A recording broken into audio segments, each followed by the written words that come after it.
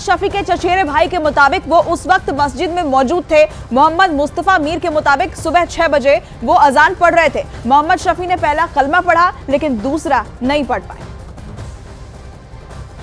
इसी दौरान मैंने ड्रम की आवाज सुनी, एक बड़ी भारी फायर की आवाज, वो भारी आवाज थी। तो मैंने कुरान शरीफ को बंद किया तो अजान खत्म हो गई, इसके आगे अजान नहीं हुई। तो मैंने कुरान शरीफ को बंद किया। मेरे जहन में ये सोच आ गई कि मुझे लगता है शफी साहब को कोई चक्कर आ गया तो गिर गए, इसके आवाज आ गई। जहन में आया कि कुछ हुआ है, मैं फौरन दौड़ के आया तो यहाँ मैंने मेरा भांजा है मोहम्मद इकबाल मीर, तो मैंने उसको बुलाया। उन्होंने कहा वो शफी अंकल के साथ बारामूला गए हैं। तो तब पता चला बारामूला से हमें मैसेज आ गई कि इनको गोलियां लगी है।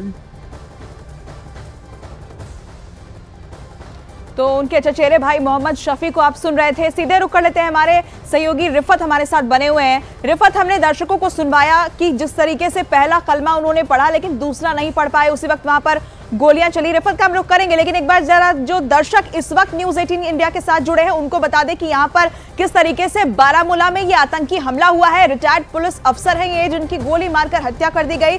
पुलिस अधिकारी मोहम्मद शफी रिटायर्ड हैं ये, इनकी हत्या कर दी गई। और सबसे हैरान करने वाली बात यह है कि मस्जिद में जिस वक्त अजान वो पढ़ रहे थे उस वक्त उन्हें गोली मारी गई। वो घायल हुए लेकिन उन्हें बचाया नहीं जा सका। और आप चंद सेकंड पहले उनके चचेरे भाई जो कि चश्मदीद भी थे, घटना के वक्त मस्जिद में वो मौजूद थे, उन्हें आपने सुना कैसे वो बता रहे थे कि जो पहला कलमा था उन्होंने पढ़ा लेकिन दूसरा नहीं पढ़ पाए, क्योंकि उसी वक्त लगातार ताबड़तोड़ वहां पर गोलीबारी की आवाज आने लगी। और फिलहाल ये 3 तस्वीरें हम आपको दिखा रहे हैं किस तरीके से आतंकियों की कायराना करतूत नजर आ रही है। बारामूला से ताजा घटना वहां से सामने आती है जहां मस्जिद के अंदर अटैक किया गया, रिटायर्ड पुलिस अफसर की हत्या कर दी गई। इसके अलावा अखनूर की आप तस्वीर देखिए जहां पर बॉर्डर पर घुसपैठ की वो कोशिश कर रहे थे, हालांकि घुसपैठ को नाकाम कर दिया गया। 2 आतंकी यहां पर मार गिराए गए। दूसरी तरफ पुंछ में जहां पर अटैक हुआ उस जगह पर अभी भी आतंकियों की तलाश जो है वो चल रही है। तो लगातार एक बार फिर से यहाँ पर आतंकियों की जो कायराना करतूत है उसमें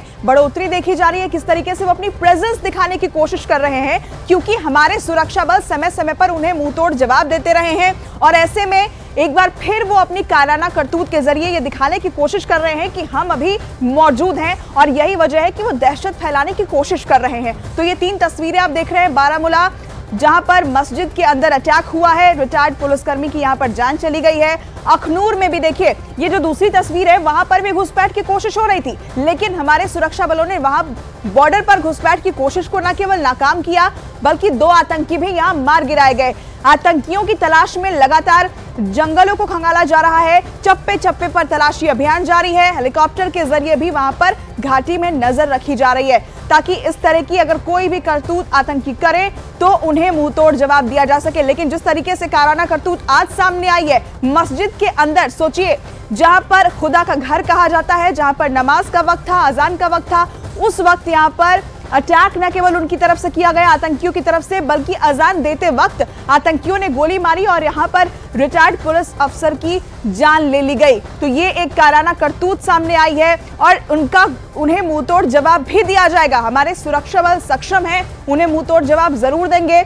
लेकिन ये कहीं ना कहीं बौखलाहट है आतंकियों की। जिस तरीके से घाटी में आतंकियों का सफाया हुआ है बीते कुछ सालों में, जिस तरीके से आतंकी घटनाओं पर लगाम लगी है, ये उनकी बौखलाहट को दिखाता है कि वो लगातार 3 अलग अलग जगहों की तस्वीर जो आप देख रहे हैं, कैसे वो अपनी प्रेजेंस दिखाने के लिए कहीं पर घुसपैठ की कोशिश करते हैं, कहीं पर हमला करते हैं, लेकिन आतंकियों की तलाश भी लगातार चल रही है।